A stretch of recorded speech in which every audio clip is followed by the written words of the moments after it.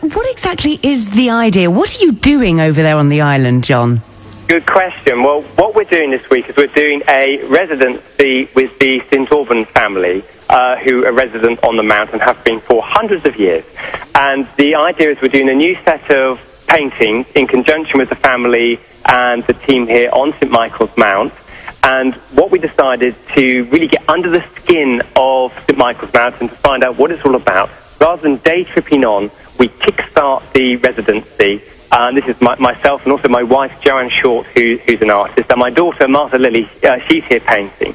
And we thought we stayed here, we'd get to really see it as it is for the islanders. You know, watch the sun come up, watch the sun go down, watch the tide come in, cut us off for the night, and see the things that you might not see. And there are some fascinating things going on. I mean, one thing that's really stuck in my mind is there is one rabbit on St Michael's Mount which hops around in the evenings picking up all the cake crumbs from the cafes, and I think there's just one. And also they've got some ravens here, and the baby ravens flying around. So it's all very Harry Potter here. It sounds it. I mean, what a lovely experience, as you say, to watch the sun go up and go down on the island. What is that feeling like, though, when the tide cuts you off and that is it, you are stranded for the day?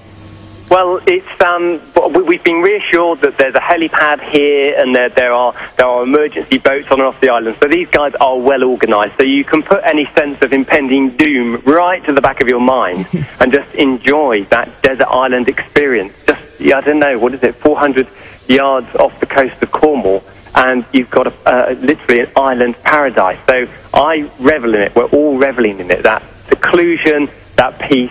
And, you know, the beauty of the place, to be able to wander around the gardens and through the drifts of bluebells on the cliffs with nobody else here apart from those 30 islanders who, you know, you only bump into one or two people. It's beautiful. It sounds so idyllic. Is there a special atmosphere on the island that is quite unique? Even that little bit off of Cornwall, you are secluded. Is there a unique atmosphere there? There is. It feels, you know, as you know, when you come onto the harbour at St Michael's Mount with all those cobblestones and the basic architecture of the buildings and the castle itself, it feels almost French or as if you're in Brittany. And I suppose that would be the case because this has been built by the monks who did the Mont Saint-Michel in Normandy. So there's a direct connection. But also having had experience with the Scilly Isles and staying on Tresco, we were there a couple of weeks back actually, it's got the feeling of the Scilly Isles, but in miniature. And what I love about the islands is you get this lovely shallow water surrounding them. And if the wind's blowing from one direction, you can walk round to the other side of the island in 5 minutes, and it will be boiling hot and sheltered and glorious. And we were there painting in the subtropical gardens on the east side of St Michael's Mount yesterday, and this beautiful school of dolphins just swam straight past the island with the ravens circling the head. It all sounds terribly poetic, but it's true. This is what this island is about. It sounds incredible, and it doesn't get much better than that, does it?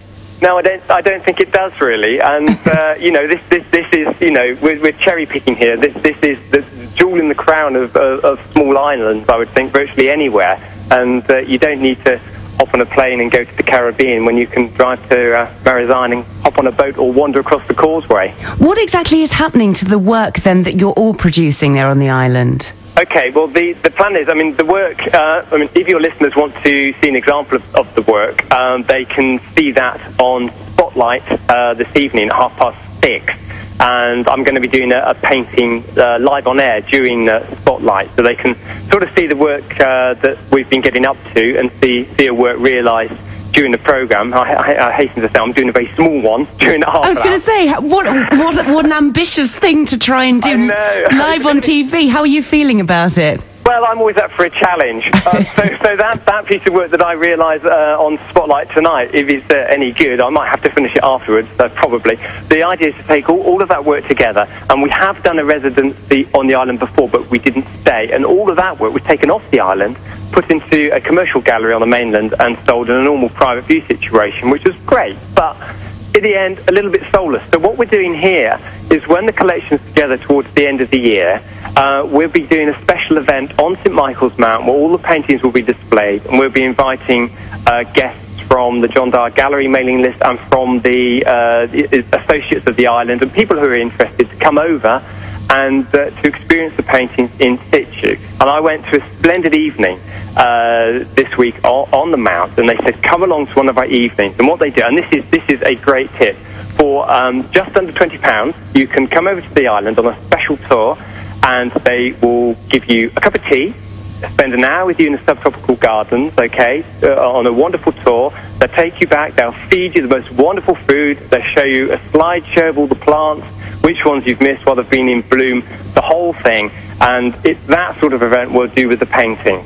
But those tours go on anyway, and I would recommend it to anybody. Yeah, I mean, especially this time of year when the gardens are in full bloom and things are really starting to grow and come out. It just really is stunning, isn't it? Yeah, May and June, these gardens, in fact, the gardens across Cornwall tend to be at their peak. I mean, at the moment, we've got the lovely combination of, I'm actually surrounded by wild daffodils and bluebells on the hillside, which goes up, very steeply up towards the castle itself. But interplanted with that, we have these wonderful phormions, which come from New Zealand, where we have all the lovely Dracaena palms. We've got prias growing, which are the mad, spiky tropical plants. We've got the agaves, which are the cactus. They're all here. Plus, we've got these towering echiums, which are those huge triffid-like blue flowers, which sort of go to 15 foot high. They're just coming into bloom as well. And plus, we've got all the campions, all the British native flowers here. So it's a wonderful cornucopia of plants here, and set in this glorious, glorious setting. You sound a little bit inspired there, John. Well, one could say that.